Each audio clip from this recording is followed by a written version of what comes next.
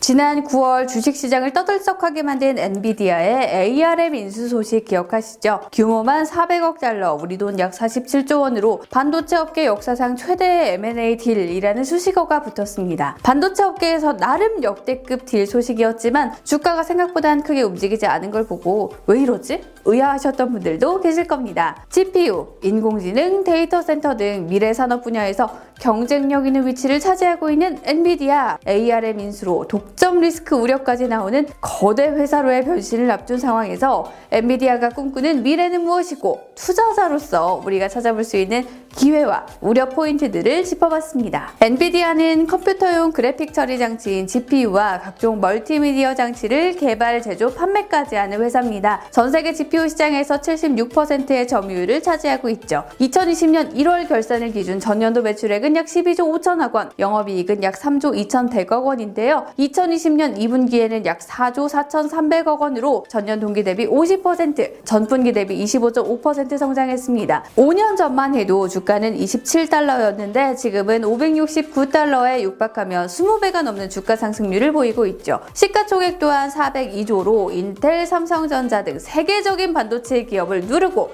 TSMC 바로 밑에 사뿐히 안착했습니다. 엔비디아가 빠르게 몸집을 키울 수 있었던 비결에는 물론 여러 가지가 있겠지만 우선 사업 모델 자체가 모두 유망하다는 걸 꼽아볼 수 있습니다. 엔비디아의 사업부는 크게 GPU와 테그라로 나누어지는데요. GPU는 아시다시피 일반적으로 PC에 사용되는 그래픽 처리 장치죠. 테그라는 좀 생소하실 수도 있는데 주로 스마트폰, 태블릿 PC, 차량용 기기에 탑재되는 칩입니다. 이 둘이 필요한 분야는 게이밍, 데이터 센터, 프로페셔널 비주얼라이제이션, 자동차 등등 꽤 많고 모두 유망한 분야들이죠. 언뜻 보면 사업 영역이 모두 B2B처럼 들리지만요. 하드웨어뿐 아니라 소프트웨어까지 지원한다는 점 때문에 신제품이 나오면 사람들을 열광시킬 정도로 저 같은 일반 소비자도 팬심이 있는 회사죠. 예를 들면 주요 고객사인 게임 개발사와 게임 개발 단계에서부터 협력하면서 엔비디아의 제품에서만 활용 가능한 CUDA, 쿠다라는 소프트웨어를 제공하기도 하죠. 자, 그래서 이제 특히 고사양의 게임을 즐기는 매니아분들은 엔비디아가 아니면 안 된다는 인식이 있는 경우도 많더라고요. 여기에 창립 원년 멤버이자 CEO인 대만계 미국인 젠슨 황의 리더십도 빼놓을 수 없습니다. 1990년대 컴퓨터 생각해보면 검은 바탕에 흰 글자에 딱딱한 텍스트가 떠오르잖아요. 공학자였던 젠슨 황은 1990년대 초 PC 시장에 진출해 있던 애플도 IBM도 마이크로소프트도 크게 신경 쓰지 않았던 이미지와 영상 콘텐츠 재현을 목표로 그래픽 처리 장치를 만들기로 결심했죠. 그래서 1993년 선 마이크로 시스템의 엔지니어였던 커티스 프리엠, 크리스 말라소스키와 함께 만든 회사가 바로 엔비디아입니다. 무려 AMD에서 CPU 칩 설계하다가 멀티미디어 처리에 특화된 CPU를 만들자는 게 목표로 퇴사까지 하며 만든 회사인데 당시 CPU 시장은 앞선 영상에서 보셨다시피 386, 486, 펜티엄 등 컴퓨터에 사용되는 프로세서를 인텔이 독점하고 있었던 시대라 타이반으로 GPU로 눈을 돌린 거죠. 설립 2년 차인 1995년 NV1이라는 GPU를 선보였지만 영상, 음성 등 멀티미디어 처리는 그나마 괜찮은데 가격이 너무 비싸고 호환성이 낮다는 이유로 관심을 크게 받지 못했습니다. 이때 젠슨왕은 일본으로 눈을 돌리죠. 일본은 애니메이션과 게임이 국가 기반 산업이라 불릴 정도잖아요. 일본 개발사의 지원으로 R&D 투자를 이어나간 엔비디아는 막 3D 게임 시장이 발전해 나가기 시작하던 1997년 NV3를 내놓으며 빛을 보기 시작했죠. 2000년에는 이런 노력들이 빛을 발하기 시작합니다. 이때부터 컴퓨터 사양이 점점 발전하고 게임 산업이 2D, 3D를 넘어 가상현실을 넘볼 정도로 고도화되기 시작했거든요.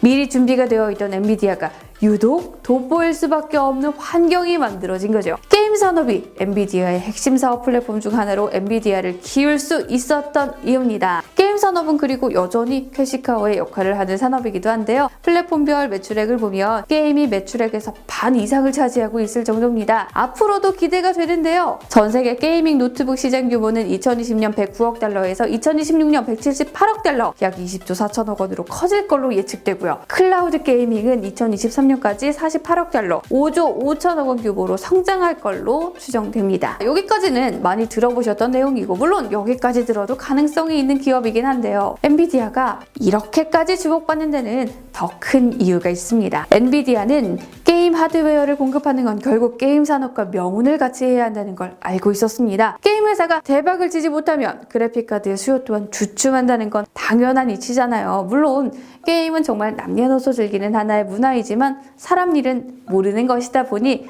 여기에 대비하고 나선 거죠. 그렇게 가지고 있는 GPU를 다른 방면으로 활용하려고 눈을 돌린 곳이 단순 연산을 처리하는 GPU 시장이었습니다. 연산하면 데이터가 떠오르죠? 데이터는 빅데이터, 빅데이터는 결국 여기서도 인공지능을 의미하죠. 젠슨항은 AI가 모든 걸 바꾸고 있다고 말할 정도로 사업의 방향성을 AI에 집중해 왔는데요. 아마 우리 황 선생님 이번 2분기 엔비디아의 성적표를 보고 확신이 더 드셨을 것 같아요. 올해 2분기 실적에서 데이터 센터 매출액이 약 2조로 처음으로 게임 플랫폼을 넘어섰거든요. 성장률도 전년 동기 대비 167% 어마어마하죠. 좀 더 범위를 넓혀 2015년과 비교해보면 7%에서 27%로 크게 늘었습니다. 여담이지만 암호화폐 수요가 한창 증가할 때 엔비디아의 GPU가 사랑받았던 이유기도 하죠. 물론 그 이후 수익성 저하로 고생을 좀 하긴 했지만요. 최근엔 단순 훈련 다음 단계인 인공지능의 추론, 그러니까 예측 단계까지 공을 들이고 있다고 하는데요. 쉽게 말해 이미지, 영상, 음성 등 다양한 종류의 데이터를 인식한 다음에 그걸 분석해서 추이를 예측하거나 결과값을 정확하게 맞추는 분야죠. 이렇게 생각하는 건 물론 엔비디아만은 아닙니다. 당장 인텔은 2023년까지 인공지능 시장의 절반 이상을 추론이 차지하게 될 거라고 내다봤으니까요. 그래도 빙의 이미지 검색, 링크드인의 추천 시스템,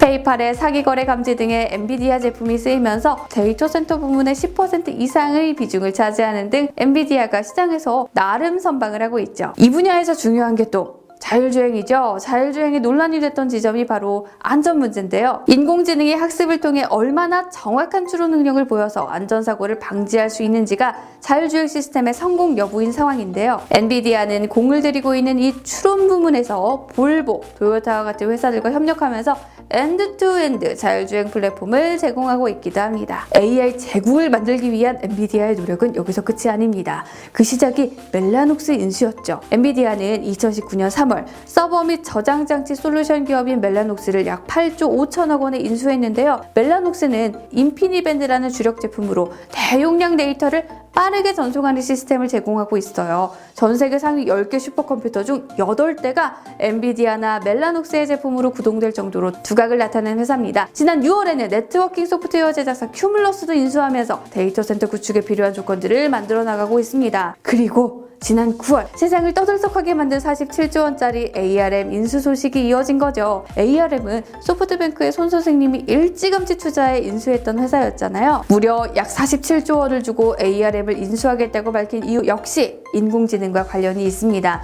그동안 집중해온 AI 컴퓨팅 기술과 ARM의 CPU 설계 기술이 활용된다면 클라우드, 스마트폰, 로보틱스 등 AI 컴퓨팅에서 입지를 확대할 수 있기 때문이죠. ARM은 템리스보다 한 단계 더 나아간 칩리스 반도체계의 최고 두뇌 역할을 하는 회사인데요.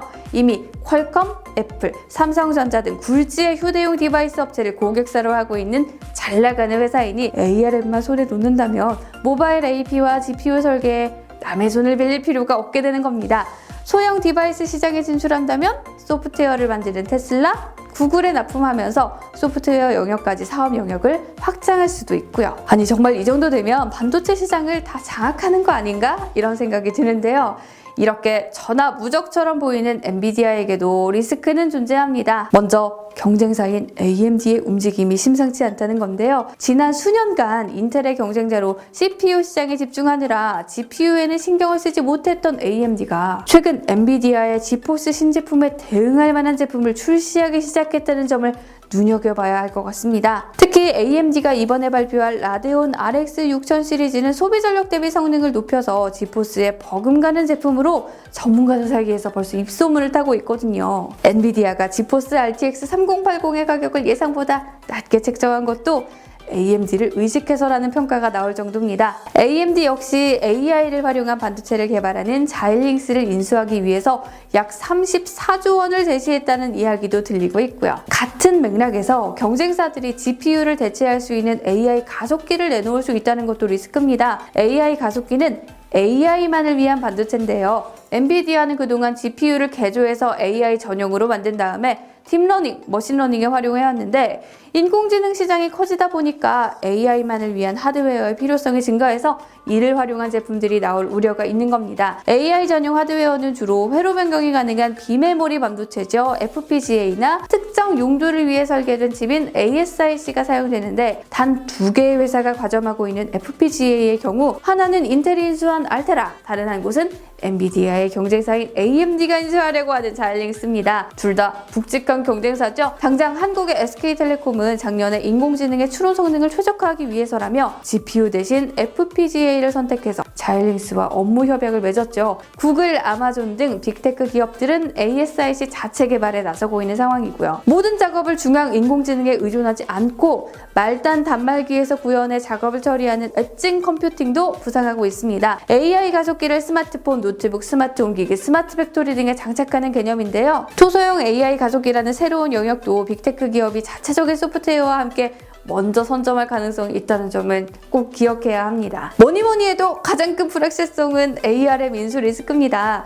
ARM은 말씀드렸듯 반도체의 최고 주ник격인 회사라 수많은 기업과 관계를 맺고 있습니다. 반도체 업계에 지각 변동이 일어날 만한 건이라 ARM의 설립자 헤르만 하우저는 매각은 곧 재앙이라면서 영국 해리스 총리에게 딜 승인을 하지 말라 이런 요청까지 했을 정도니까요. 상황이 이렇다 보니 딜 클로징을 위해 거쳐야 하는 영국, 중국, EU 등 사업부가 있는 당사국들의 승인이 걸림돌로 남아 있습니다. 멜라노스 인수 때 중국의 합병 승인까지 1년이 걸렸거든요. 지난번 틱톡 인수 관련 영상에서 보셨죠. 미중 무역 분쟁이 IT 냉전으로까지 번진 상황에서 ARM이 미국으로 넘어가면 미국 정부가 화웨이에 했던 것처럼 제재를 가할 가능성이 있는 걸 뻔히 아는 중국이 인수 전에 박수 칠 리 없죠. 미국과 중국의 AI, 5G 시장 주도권 전쟁에서 엔비디아와 화웨이가 양국의 협상 카드로 활용될 가능성도 있는 상황이네요. 이렇게 여러 국가와 기업 간의 복잡하고 전략적인 관계가 얽혀있다 보니 ARM 인수는 지금 엔비디아가 마주한 가장 큰 리스크가 아닐까 싶습니다. 재원 마련도 걸림돌입니다. 소프트뱅크의 손정인 회장이 2016년 ARM을 320억 달러를 주고 샀는데요.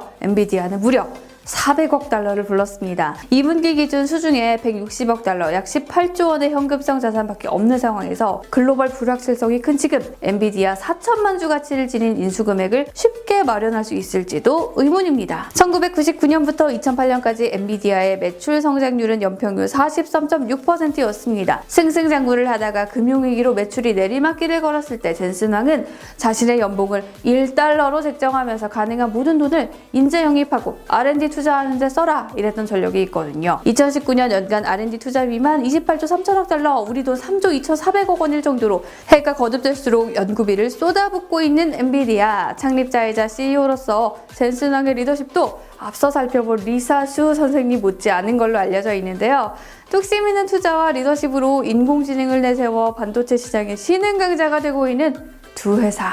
여러분의 선택은 엔비디아인가요? AMD인가요? 의견이 궁금합니다. 저는 너무 헷갈립니다. 댓글 많이 남겨주시고요. 신지은의 경제백과는 더 인사이트 있는 정보로 다시 인사드리겠습니다.